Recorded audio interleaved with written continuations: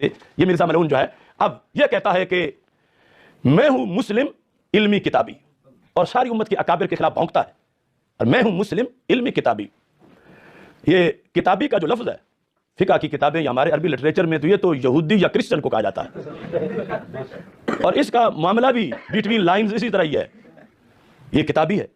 علمی علم تو قرآن مجید میں اس میں کتنی بار علم کی مذمت میں آیات آئی ہیں، مطلقاً علم، ارے حق کے لیے ہمیں نام اور دیے گئے ہیں، کوئی اور بھی 14 صدیوں میں علمی کتابی مسلم ہے کہ جس کا پہلے نام ہوتا تھا اور آج اس کا ہے؟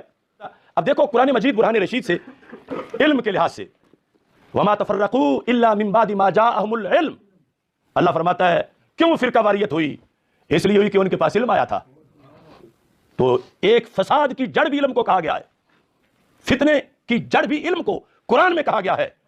اب علم علمی کتابی، تو اب میں قرآن کی آیت پیش کر کے اس سے پوچھنا چاہتا ہوں کہ تم تو ساتھ کوئی قید نہیں لگا رہے کہ کون سا علمی، تو مطلقاً علمی تو یہ بھی ہے کہ رب ذوالجلال جو ہے وہ سورہ غافر کے اندر خالق کائنات جل جلالہ ارشاد فرماتا ہے کچھ لوگوں کے بارے میں جو کافر تھے، فلما جاءتهم رسلهم بالبینات، جب ان کے پاس رسول آ گئے دلیلیں لے کر، رسول یا پھر ان کا رسولوں کے آگے مبلغ، جس طرح آج بذریعہ سند دین پہنچا ہے سینے کے سینے کے ساتھ، تو ان کا جرم کیا تھا؟ اللہ فرماتا فارحوا بما عندهم من العلم، انہوں نے کہا ہم یہ نہیں مانتے، ہم علمی ہیں۔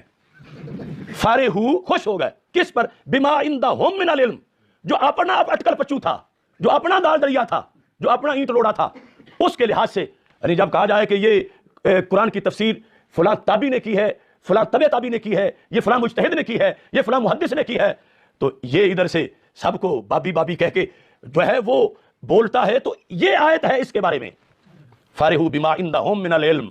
اللہ کو پتا تھا کہ پہلی قوموں میں بھی ایسے رہے ہیں کہ جو سب پر اعتراض کر کے اپنا علمی کتابی، تو علمی یہ بھی ہے، تم بھی مطلقاً علمی کہہ رہے ہو، تو یہاں حق چھوڑنے والوں کو علمی کہا جا رہا ہے، حق کے مقابلے میں اپنی انانیت لانے والوں کو علمی کہا جا رہا ہے، حق کے مقابلے میں اپنے گڑے ہوئے بدبودار سوچ لانے کو علمی کہا جا رہا ہے۔ تم بتاؤ تمہارے علم کی نورانیت کی سند کیا ہے؟ کہاں سے لے کے آئے ہو؟ یہ کہتا ہے میں ہوں مسلم علمی کتابی، تو میں کہتا ہوں نہ تم علمی نہ ہو کتابی، نہ تم مچھلی نہ مرغابی، نہ تم علمی نہ ہو کتابی، وزن پورا رکھنا ہے، نہ تم مچھلی نہ مرغابی، مچھلی تو پوری پانی میں رہتی ہے نا، اور مرغابی جو ہے وہ پرندہ بھی ہے اور کچھ وقت وہاں بھی گزارتی ہے مگر منافقت نہیں کرتی۔ نہ تم مچھلی نہ مرغابی، یعنی مچھلی کی طرح دعویٰ یہ ہو کہ میں پانی کے بغیر زندہ نہیں رہ سکتی، تو یہ اس دعوے پہ کہ میں قرآن و سنت کے بغیر نہیں زندہ رہ سکتا تو بالکل پورے نہیں اترتا۔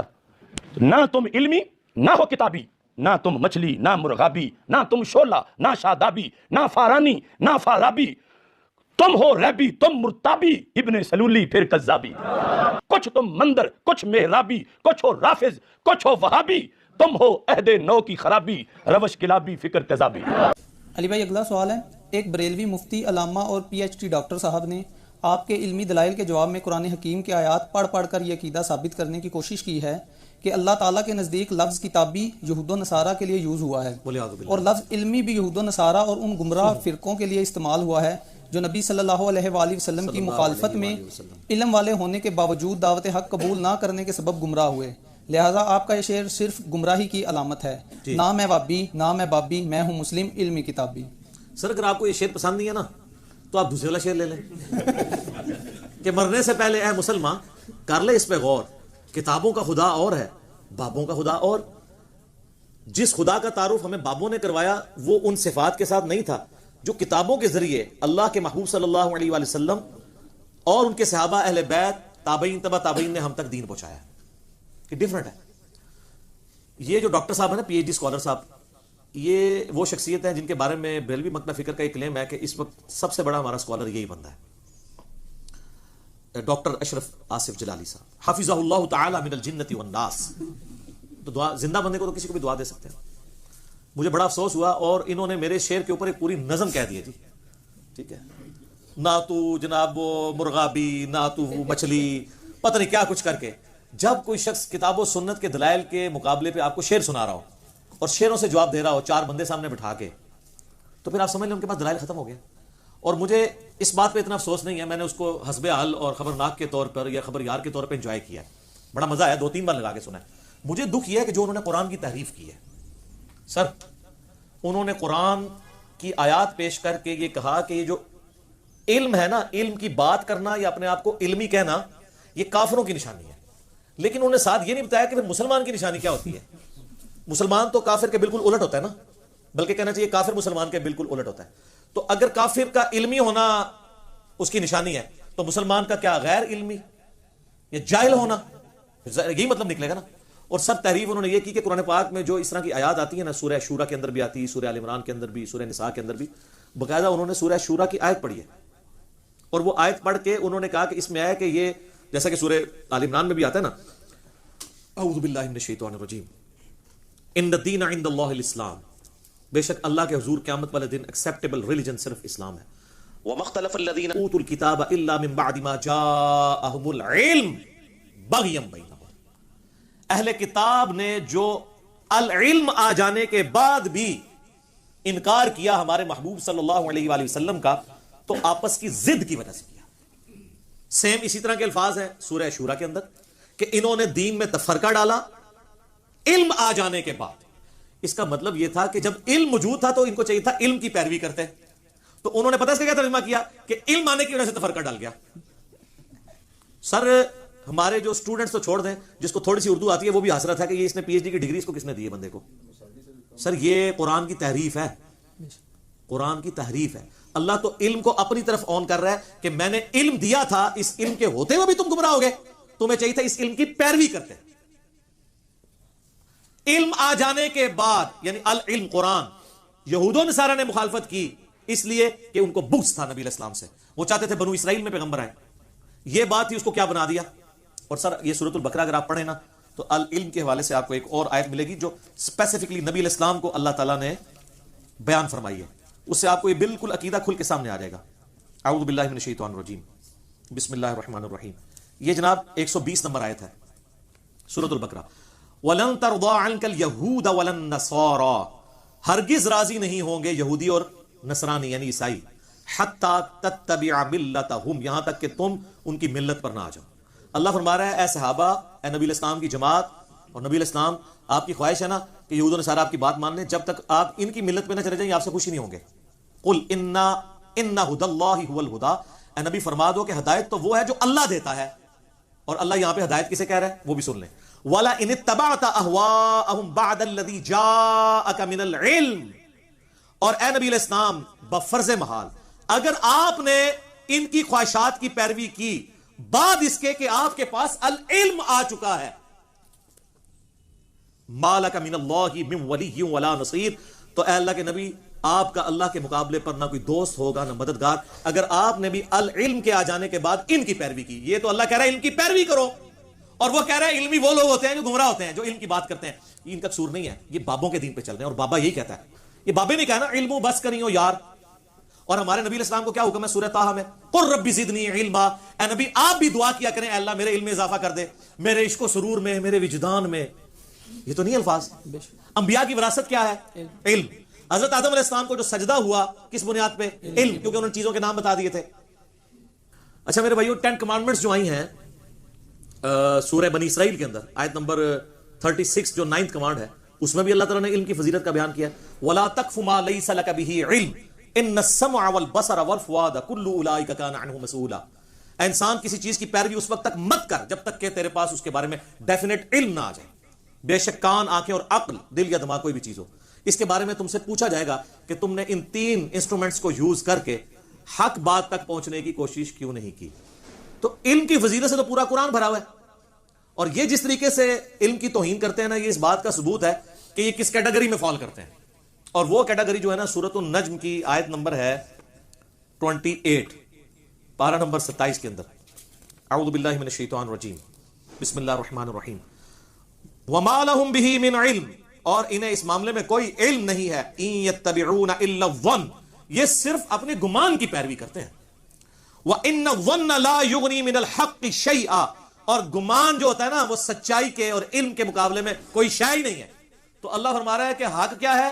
العلم، اور اس کے مقابلے پہ اٹکل پچو، گمان میرا دل نہیں مانتا, میرا اندر کہتا ہے, میرا وجدان کہتا ہے. سب کہانیاں جڑیاں نے وہ اینٹی علم نے, اسی لیے یہ علم کے دشمن ہے. ان کا قصور نہیں ہے, ان کا جسٹیفائی ہے علم کا دشمن ہونا, کیونکہ ان کی کوئی چیزیں علمی طور پہ ثابت ہی نہیں. اور قرآن میں آیا انما یخشی اللہ من عبادہ العلماء, اللہ کی معرفت اور خشیت صرف اہل علم کو ہے. سورہ فاطر کے اندر. پھر سورہ الزمر میں آیا قل هل يستوي الذين يعلمون والذین لا يعلمون انما يتذکر اولو الالباب, بھلا بتاؤ تو علم والے اور بغیر علم والے برابر ہو سکتے ہیں؟ نصیحت تو نہیں حاصل کرتے مگر علم والے, عقل والے. ایک کہتے ہیں عشق دے چلے نمبر لے گئے, اللہ کہتا ہے عقل والے نمبر لے گئے. یہ تکدے دے رہ گئے, اتنے بھی میرے ویڈیو بھی تکدے ہی رہ جان گے کہ ہوا کیا ساڑھے نال, سب کہانیاں کروا رہے ہیں. اور سر علمی کتابی تو میں نے قرآن سے اخذ کیا ہے سر. سورہ الاحقاف پارہ نمبر 26 میں پہلے صفحے پہ آیت ہے 4 نمبر, ایتونی بکتاب من قبل ھذا. اے نبی اگر اس قرآن کے علم کو یہ ماننے کے لیے تیار نہیں ہے تو ان سے کہو ایتونی بکتاب من قبل ھذا, لے آؤ کوئی اور کتاب جو اس سے پہلے نازل ہوئی ہو, او اثارۃ من علم, یا علم کے آثار ہوں, انبیاء کی سنت, ان کی احادیث, اگلے انبیاء کی, ان کنتم صادقین, اگر سچے ہو. تو اللہ تعالیٰ ہمارا چاہے پچھلی کتابیں یا ان کے انبیاء کا علم لے آؤ نا, تو رزلٹ یہی نکلے گا کہ اللہ ایک ہی ہے. تو اس میں تو علمی اور کتابی دونوں آیا, ایتونی بکتاب من قبل ھذا او اثارۃ من علم. تو سر ہم کیوں نہ کہیں جھوم جھوم کے کہ نام ہے بابی, نام ہے بابی, میں ہوں مسلم علمی کتابی, یہ بالکل واضح ہے. اچھا آپ حیران ہوں گے کہ انہوں نے پھر کیا تعریف کیا کی, وہ کہتے ہیں قرآن میں تو علم کو اللہ نے کنڈیم کیا ہے. میں بڑا پریشان تھا کہ قرآن میں ایسی کون سی آیت ہے جس کے اندر اللہ تعالیٰ نے علم کو کنڈیم کیا ہوا ہے. تو سر یہ بھی آپ تحریف دیکھیں, سورہ المؤمن جسے سورہ غافر بھی کہا جاتا ہے, اس کے بالکل اینڈ پہ جا کے نا ایک آیت آتی ہے, اللہ معافی دے یار, بندے کو خوف خدا ہونا چاہیے اس طرح کی آیات کوٹ کرتے ہوئے. انہوں نے سورۃ المومن کی وہ آیت کوٹ کر کے یعنی یہ ثابت کیا کہ یہ جو علم والے لوگ ہیں یہ کافروں کی روش ہے علمی ہونا, اور وہ کہتے ہیں دیکھیں اللہ تعالیٰ نے یہاں پر بیان کی یہ چیز. سورہ المومن آیت نمبر 83 جسے سورہ غافر بھی کہتے ہیں. اعوذ باللہ من الشیطان الرجیم, بسم اللہ الرحمن الرحیم. فلما جاءتهم رسلهم بالبینات, پس جب ان کے پاس اللہ کے رسول آئے روشن دلائل اور نشانیاں یعنی معجزات کے ساتھ, فرحوا بما عندهم من العلم, تو وہ خوش ہوئے اپنے اس علم پر جو ان کے پاس پہلے سے موجود تھا. یعنی انہوں نے نبیوں کے علم کو ماننے کو انکار کر دیا. تو اس کا مطلب کیا ہے کہ کتابوں کا دین, پیغمبروں کا دین ماننے سے انکار کر دیا, اور بابوں کے علم کے اوپر خوش ہو گئے جو ان کے اباء و اجداد کا علم تھا. وَحَاقَ بِهِم مَّا كَانُوا بِهِ يَسْتَهْزِئُونَ, اور آ گھیرا ان کو اسی چیز نے جس کا وہ مذاق اڑایا کرتے تھے. یعنی الٹیمیٹلی پیغمبروں کا انکار کر کے ان پہ وہ عذاب آ گیا جس عذاب کا مذاق اڑاتے تھے. وہ کہتے ہیں یہاں پر ہے کہ وہ اس اپنے علم پہ بڑے خوش ہوئے, لہٰذا آج بھی جو کہتا ہے نا میں علمی ہوں, تو اس میں آتا ہے. سر آپ اپنے مرشد اعلیٰ حضرت امام احمد بریلوی المتوفا 1921 عیسوی کا ترجمہ پڑھا ہے آپ نے, اس کا کنز الایمان میں کیا لکھا ہے تو آپ کو پتا چل جاتا. انہوں نے لکھا کہ جب انبیاء ان کے پاس روشن دلائل لے کر آئے تو ان کے پاس جو دنیا کا علم تھا وہ اس پہ خوش ہوئے, اور اللہ کی کتابوں کا علم انہوں نے ٹھکرا دیا.